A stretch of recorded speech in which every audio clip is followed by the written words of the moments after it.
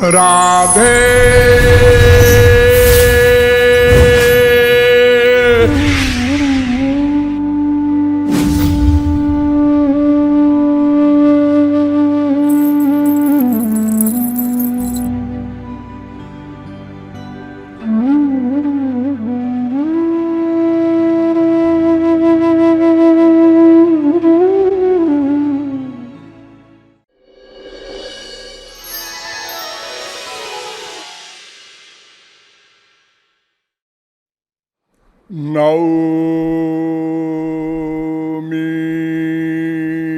नौमीड्यते भ्रवपुषे तदिदं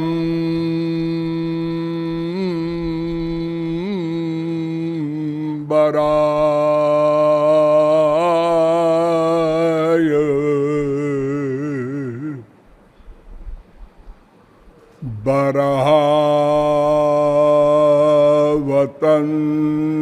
बरहावतंस परिपिच्छलसन्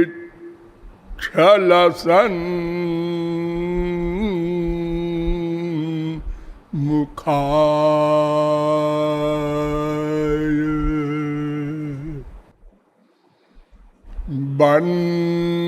वन्यस्रजे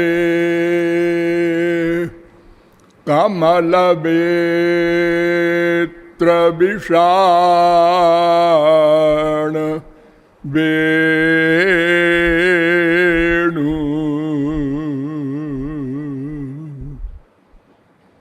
लक्ष्मश्रिये मृदुपदे पशुपांगजाय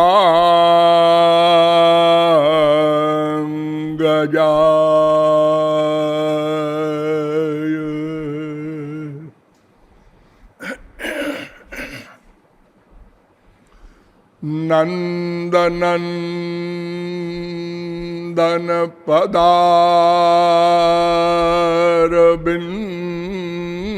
पदारविंदयो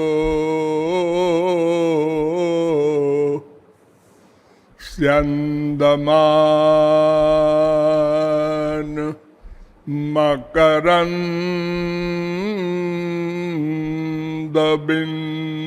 मकरन्दबिन्दवः सिन्धवः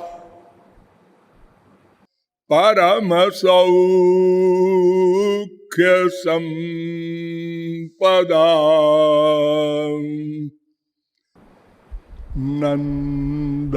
नन्दयन्तु हृदयं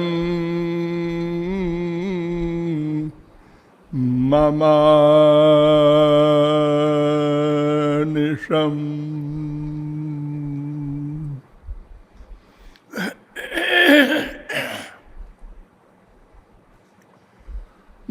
नमः कमलनाभाय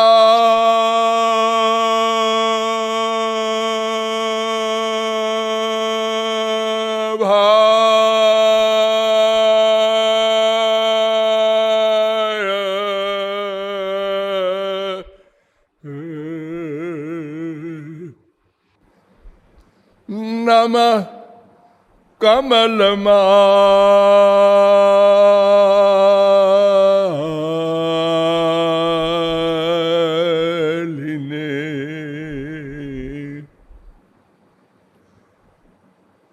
नमः कमलपादाय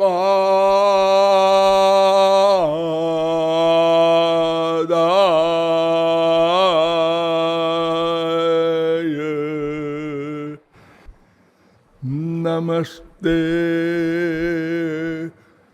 कमले क्षण यो ब्रह्मणं विदधाति पूर्वं यो वै वेदांश्च प्रहिणोति तस्मै तग्वं ह देवमात्मबुद्धिप्रकाशं मुमुक्षुर्वै शरणमहं प्रपद्ये।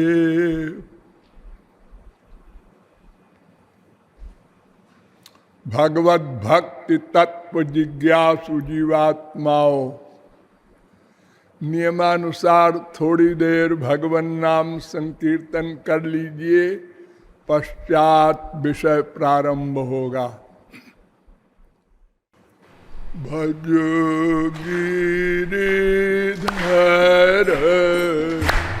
गोविंद गोपाला, भजो गिरिधर गोविंद गोपाला।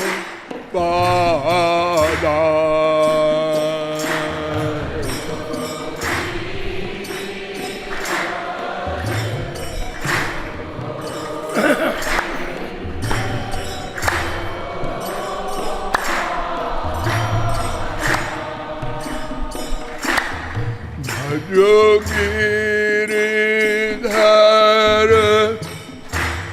गोविंद गोपाला,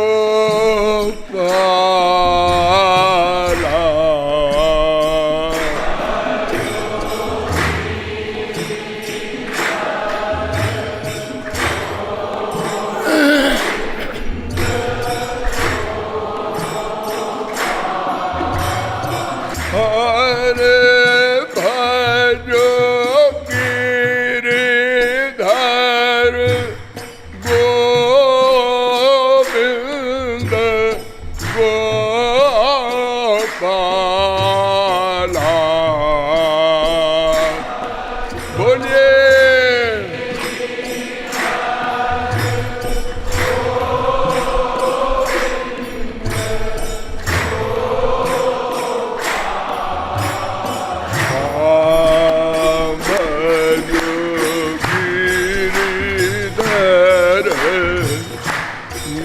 गोविंद गोपाला।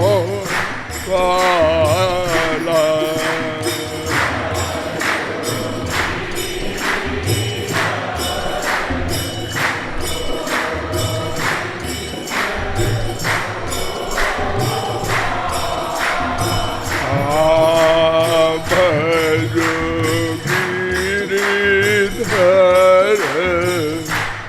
गोविंद गोपाला।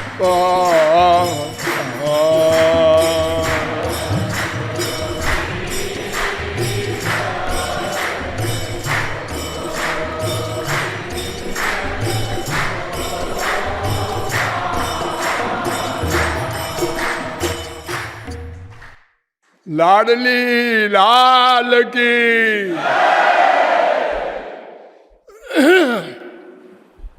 अब आप लोग सावधान हो जाएं।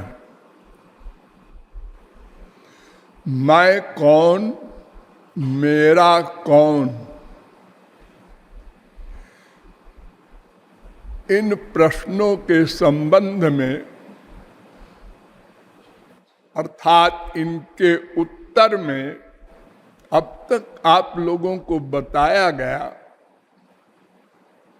कि ब्रह्म जीव माया ये तीन तत्व ही सनातन तत्व हैं। तो मैं और मेरा इन्हीं तीन तत्वों में कोई न कोई होगा। श्रुति प्रस्थान, न्याय प्रस्थान, स्मृति प्रस्थान, तीनों प्रस्थानों के द्वारा आप लोगों को बताया गया कि मैं नाम के तत्व को जीव कहा जाता है, आत्मा कहा जाता है, और जो मेरा है उसको ब्रह्म कहा जाता है।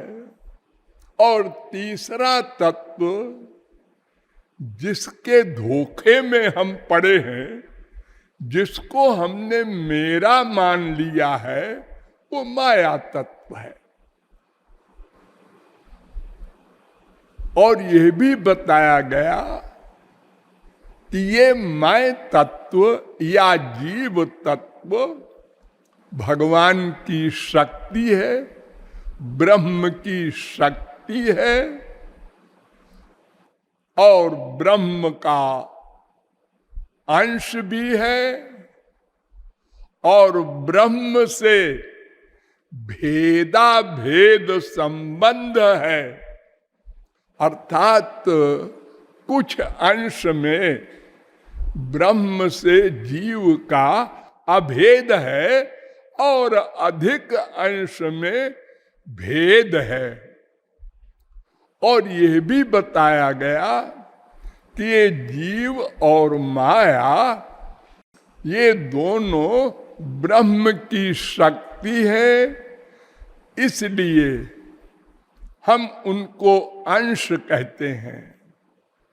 और यह भी बताया गया कि ब्रह्म और जीव और माया ये तीनों ही हमारी प्राकृत इंद्रिय मन बुद्धि से परे हैं।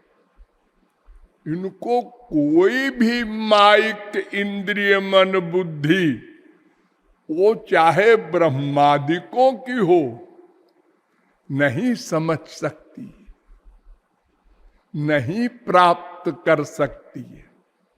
इसीलिए अनादिकाल से अब तक अनंत जन्मों में प्रत्येक क्षण तैल धारावत प्रयत्न करने पर भी हम लोगों ने न मैं को जाना, न मेरे ब्रह्म को जाना, और न माया को ही जाना।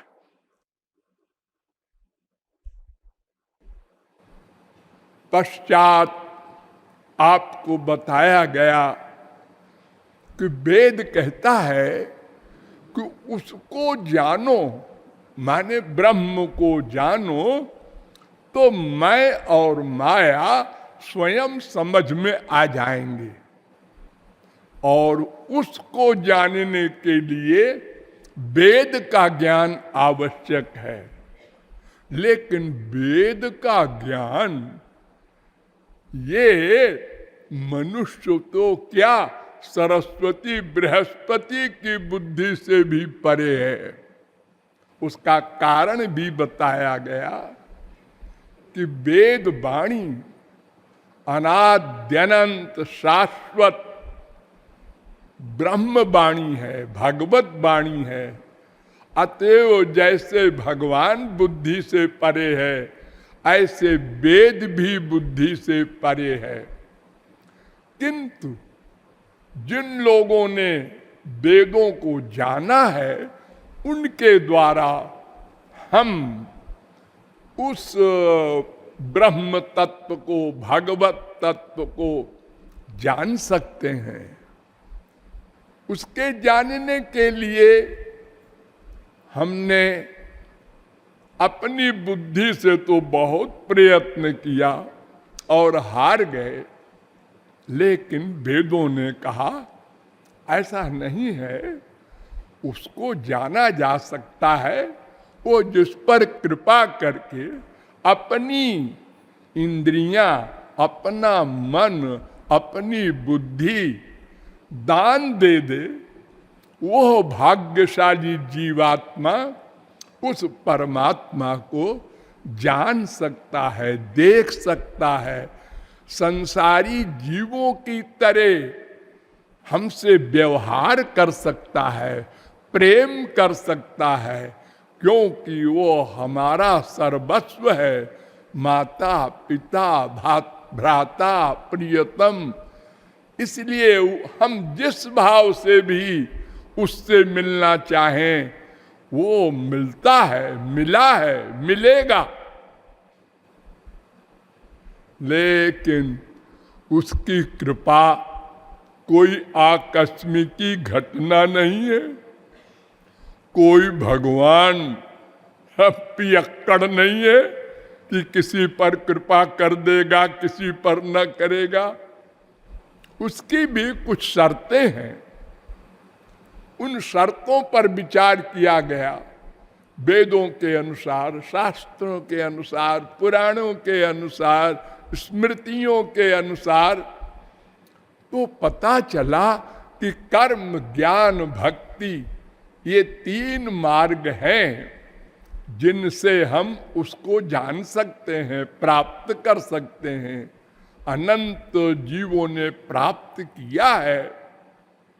कर्म पर विचार किया गया तो पता चला कि कर्म तो स्वर्ग तक ही हमको पहुंचा सकते हैं, बशर्ते कि हम कर्म का जो षड्विधि पालन है विधिवत कर लें। अतः वो हमारे लिए व्यर्थ हुआ। ज्ञान पर विचार किया गया, उसमें भी हमको सफलता न मिली। एक तो ज्ञान का अधिकारित्व ही अरबों में कोई नहीं होता। दूसरे अगर कोई हो भी जाए तो उस मार्ग में चलना कठिन है, और अगर कोई चल भी जाए तो बार बार पतन होता है। और अगर पतन होने के अतिरिक्त तो कोई पहुंच भी जाए तो केवल आत्मज्ञान हो सकता है, ब्रह्म ज्ञान नहीं हो सकता। ब्रह्म ज्ञान के लिए तो भगवत कृपा ही अपेक्षित है। अतएव ज्ञान मार्ग भी हमारे लिए व्यर्थ सिद्ध हुआ। अब तीसरा मार्ग बचा, भक्ति मार्ग। इस पर विचार करना है।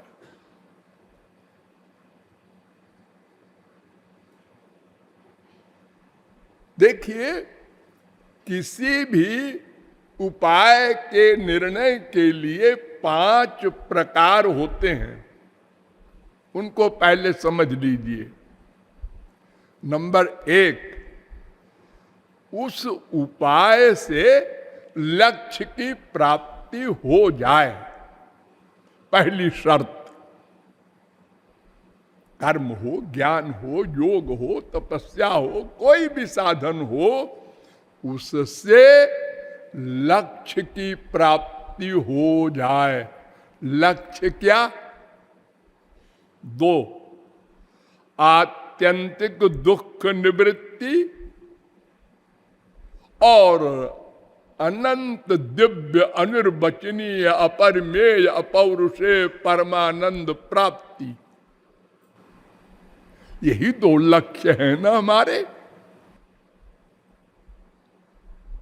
अर्थात माया निवृत्ति और भगवत प्राप्ति, ये 2 लक्ष्य प्राप्त हो जाए जिससे वह मार्ग हमारे लिए अपनाने योग्य है। ये पहली शर्त। दूसरी, जिसके बिना लक्ष्य की प्राप्ति न हो, अर्थात दूसरा कोई मार्ग हो ही न। नंबर 3, उस मार्ग को किसी की आवश्यकता न हो, किसी पर निर्भर न हो, किसी की प्रार्थना न करना पड़े उसको कि वो आ जाए तो हमारा काम चले, वो अकेले मार्ग हमको पहुंचाए। चौथी शर्त, वो मार्ग सबके लिए हो। ऐसा नहीं कि कोई कोई अधिकारी होगा। 5वीं शर्त, वो मार्ग सदा के लिए हो। ऐसा न हो कुछ दूर ले जाके वो कह दे अब तो समाप्त हो गया, मार गई, आगे हम नहीं जानते। ये 5 शर्तें हैं।